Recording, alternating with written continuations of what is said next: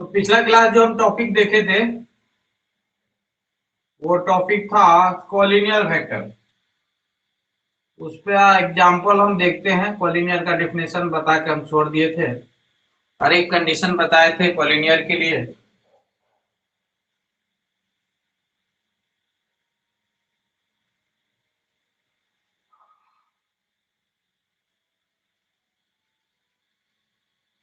एक कंडीशन था कोलिनियर के लिए, vector A equal lambda vector B. जब vector A equal lambda vector B हो जाता है उस स्थिति में हम कहते थे वेक्टर ए और वेक्टर बी क्या होता है, कोलिनियर होता है। ठीक है, तो चैप्टर में जो क्वेश्चन आएगा वो किस टाइप का आएगा देख लीजिए। लिखा रहेगा so that I plus 2j plus k and 3i plus 6j plus 3k are collinear.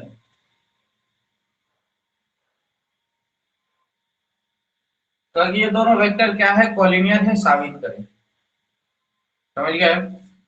तो हम कैसे इसको साबित करेंगे? तो दोनों वेक्टर को हम मान लेंगे। पहला वेक्टर को हम वेक्टर ए मान लेते हैं, i प्लस 2j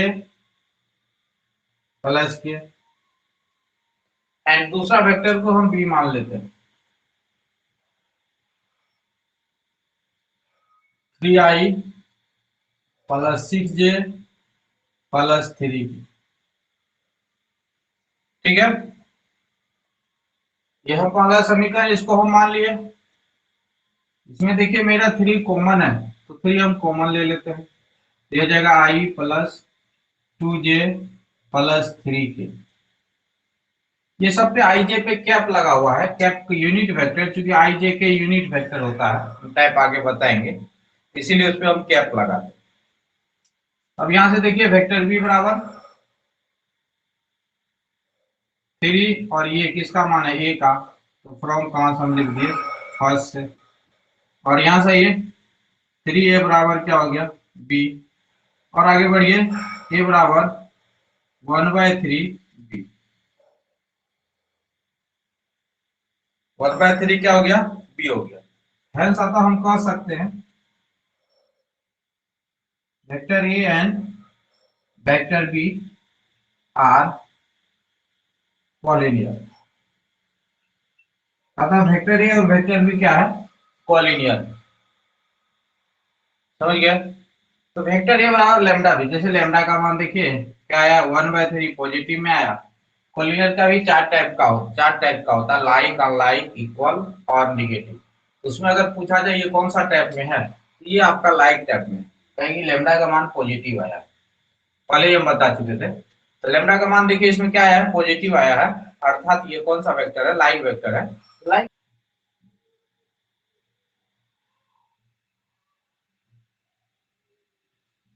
तो इसको हम कैसे साबित करेंगे? पोजीशन वेक्टर है, इसका मतलब उसका जो टेल होता है वो फिक्स होता है, ओरिजिन यानी कि 0 होगा, ये याद रखिएगा।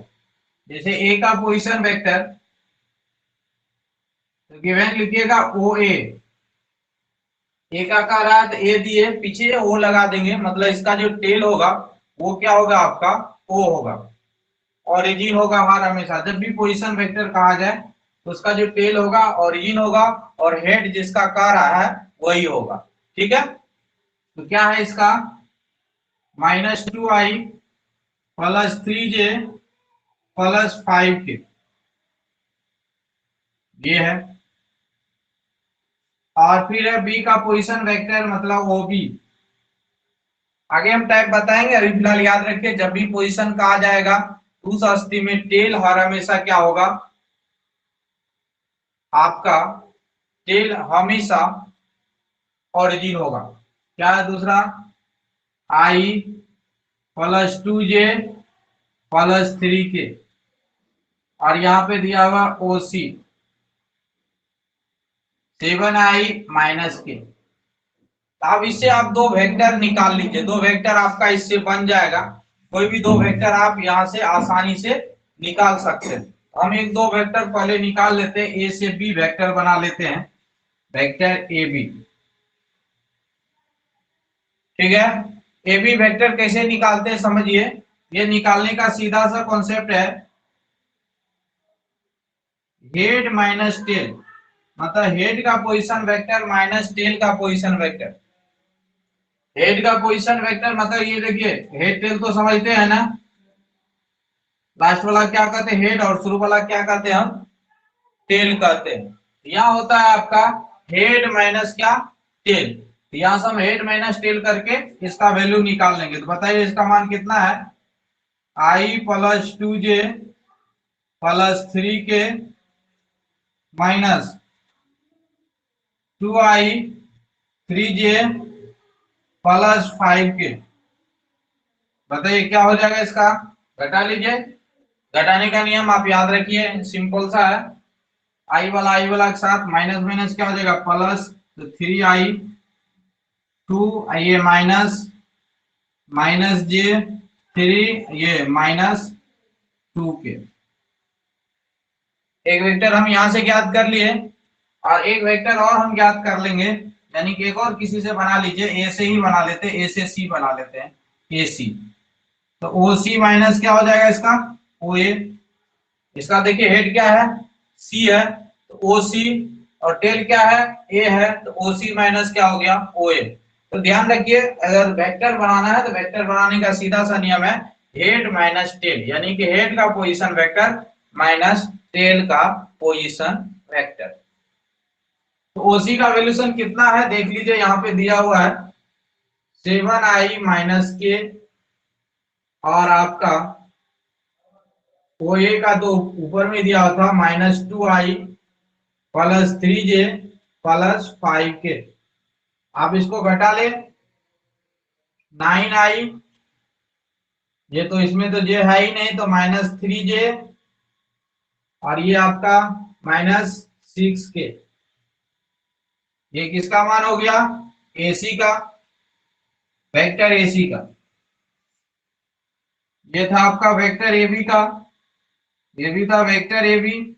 एक वेक्टर हमको यहां प्राप्त हुआ और एक वेक्टर यहां प्राप्त हो रहा है, इसमें देखिए कुछ कॉमन है, यानी कि 3 मेरा कॉमन है, तो वह 3i माइनस जे माइनस 2k। और यहां से हम लिख सकते हैं एसी वेक्टर बराबर 3 इंटू, ये किसका मान है वेक्टर ए बी, कहां से बैठा है फ्रॉम फर्स्ट से। तो ये देखिए वो जो कंडीशन हम शुरू में लिखे थे वेक्टर ए बराबर लैम्डा भी आ गया। आप इसको ए समझिए एसी को, और ए बी को आप पी समझिए, तो वेक्टर ए बराबर क्या आ गया लैम्डा भी आ गया। तो हम यहाँ लिख सकते हैं अतः hence A B C are क्या कॉलिनियर। अतः ये मेरा क्या है कॉलिनियर है, वेक्टर ए बराबर लैम्डा भी आ गया। तो जैसे ही वेक्टर ए बराबर लैम्डा भी आ जाता है तो हम कहते हैं वो वेक्टर क्या है आपका कॉलिनियर है। किसी को डाउट है तो क्वेश्चन कीजिए। एक बार फिर से सर बता दीजिए। चलिए देखिए, तो क्वेश्चन में देखिए, क्वेश्चन में सीधा नहीं दिया था, यहाँ पे वेक्टर दो नहीं दिया था बल्कि एक पोजीशन वेक्टर दे दिया था। तो पोजीशन वेक्टर से पहले हमको वेक्टर निकालना पड़ता है, पिछला क्वेश्चन में डायरेक्ट वेक्टर दे दिया था। तो इसमें पोजीशन वेक्टर जब भी देगा ना, तो आप पोजीशन का मतलब उसका टेल जो दे दिया है ना वो ओरिजिन है, हेड तो दिया रहता, जैसे ए का पोजीशन वेक्टर है तो ए लिखे, बी का तो बी, सी का तो ओ सी। तो पोजीशन वेक्टर आपको दिया हुआ है यहाँ पे, आप उससे दो वेक्टर प्राप्त कर लीजिए। वेक्टर प्राप्त कैसे, ए से बी बना लिए और ए से क्या बना सी बना लिए। आप कोई भी दो से बना सकते हैं, ए से बी, बी से सी भी बना सकते हैं, तो उससे भी आपका बन जाएगा। पहले आपको दो वेक्टर क्या कर लेना है ज्ञात कर लेना है। ठीक है, जैसे ही आप दो वेक्टर ज्ञात कीजिएगा, ए बी ज्ञात किए तो ए बी का आप जानते हैं, अभी तुरंत हम बताए थे हेड माइनस क्या होता है टेल, हेड इसका क्या है बी है, टेल क्या है ए है, ओ बी माइनस ओ ए, मतलब हेड का पोजीशन वेक्टर माइनस टेल का पोजीशन वेक्टर, दोनों का मान दिया होगा, आप बैठा करके ज्ञात कर लेंगे। फिर एसी ज्ञात करना है, तो एसी बराबर क्या होता है ओसी माइनस ओ ए, दोनों का वैल्यूशन दिया हुआ बैठा करके ज्ञात कर लीजिए। अब देखिए कोई कोई वेक्टर में कुछ ना कुछ कॉमन जरूर आएगा, अगर कोलिनियर है तो कॉमन जरूर आता है, कॉमन लेने के बाद दोनों सेम हो जाता है। इसमें तो कुछ कॉमन नहीं आ रहा है, इसमें मेरा कॉमन आ रहा है। क्या कॉमन है वो? 3 कॉमन है, तो 3 हम क्या कर लिए, कॉमन ले लिए। जैसे कॉमन लिए तो ये किसका मान है, देखिए वेक्टर ए बी का मान है, तो फ्रॉम फर्स्ट से ए बी लिख दिए। वेक्टर ए बराबर क्या हो जाएगा, लैम्डा बी, अर्थात ये क्या हो जाएगा आपका कोलिनियर हो जाएगा। जब भी वेक्टर ए बराबर लैम्डा बी होता है जिसका मतलब वो दोनों वेक्टर क्या है आपका कॉलिनियर है। क्या कोई कंफ्यूजन है तो बोलिए। अगर ये दोनों वेक्टर क्या है कॉलिनियर है तो अल्फा का वैल्यू क्या होगा बताएं। तो हम एक को ए मान लेते हैं, लेट ए बराबर 2i plus 3j minus 6k। दूसरा को हम बी मान लेते हैं 4i plus 6j plus alpha के।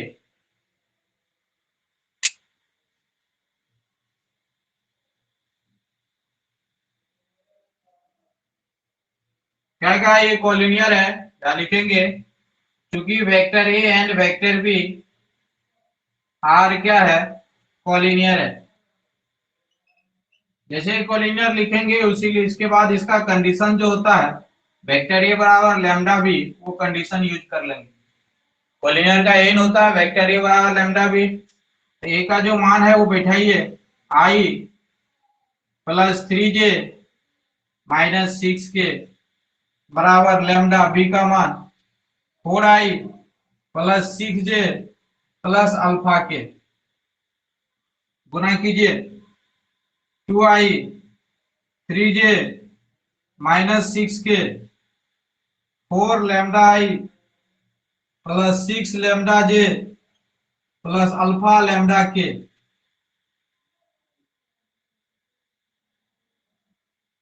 अब यहां हम लिखेंगे बाय इक्वेटिंग,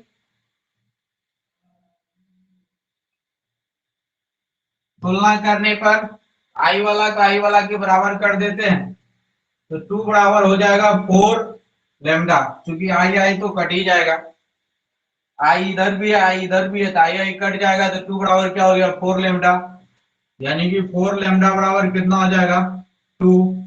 लैम्डा बराबर 2/4 यानी कि 1/2। अब हम अल्फा वाला की इक्वेटिंग कर देते हैं जिसमें अल्फा है, यानी कि के वाला को कर लेते हैं, एंड के वाला को जो करेंगे तो के बराबर क्या हो जाएगा, इधर है -6, इधर क्या है अल्फा लैम्डा, -6 अल्फा लैम्डा, के तो कट जाएगा तो इधर -6 बचा, इधर अल्फा लैम्डा बचा। लैम्डा का मान हम पहले से निकाल चुके हैं 1/2, कोना को गुना कर दिए, -6 गुना 2 तो -12, ये आपका आंसर हो गया, लैम्डा का मान -12। अब ये चीज कभी कभार ऑब्जेक्टिव में भी पूछा जाता है, तो ऑब्जेक्टिव में मत सोचिएगा सर इतना बड़ा ऑब्जेक्टिव में, तो उसका निकालने का आसान सा नियम है, आप रेशियो कर लीजिए दोनों का। दोनों का क्या कर लेंगे हम, रेशियो कर लेंगे। जैसे देखो यहाँ क्या है 3 है, यहाँ क्या है 6 है, या कोई भी दो का रेशियो कर लीजिए। एक तो हम आई वाला कर लेते हैं, एक तो के वाला का कर लेते हैं। जिसको निकालना है एक तो उसका रेशियो कर लिया, एक तो जो बिना मान वाला का कीजिएगा, तो यहाँ क्या है तो 2/4 हो गया, यहाँ करेंगे तो -6 अल्फा हो जाएगा। अब कोना कोनी गुना कर लिए तो कट जाएगा, 2 होगा, कोना कोनी गुना कर दिया अल्फा बराबर -12। तो डायरेक्ट आंसर ऑब्जेक्टिव में पूछेगा तो डायरेक्ट आंसर ये हो गया। तो कुछ नहीं, ऑब्जेक्टिव में जब भी पूछा जाएगा तो आप दोनों का रेशियो कर लिए, रेशियो मतलब जानते हैं ना, बट्टे कर लीजिए दोनों का, आई को हटा करके दोनों का जो गुणांक है उसका बट्टा कर लीजिए।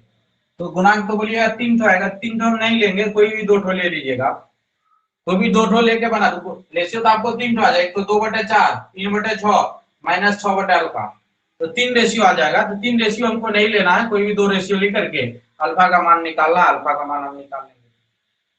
तो ऑब्जेक्टिव में भी ये पूछा जाता है, आसान सा क्वेश्चन है। आप ऑब्जेक्टिव पूछे लॉन्ग पूछे, अब जो लॉन्ग पूछे तो आप प्रोसेस से हल कीजिएगा, ऑब्जेक्टिव पूछेगा कि ये इतना छोटा रफ में कहीं भी कीजिएगा, आप आसानी से निकाल लीजिए लैम्डा का मान कितना आएगा। क्या कंफ्यूजन है किसी को?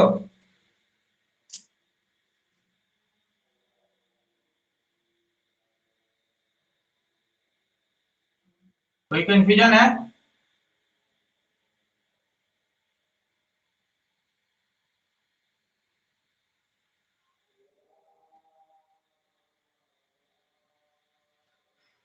तो आज तो हम कोलिनियर का ही टाइप डिस्कस किए। नेक्स्ट क्लास हम टाइप आगे बढ़ेंगे। कोलिनियर आई थिंक सबको समझ में आ गया। देखिए कोप्लेनर वेक्टर क्या होता है।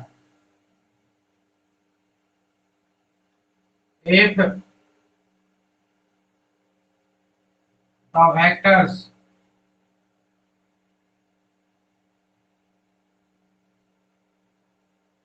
lies on a plane,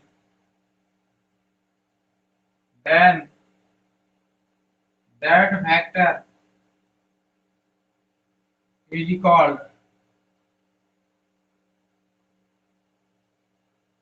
coplanar vector।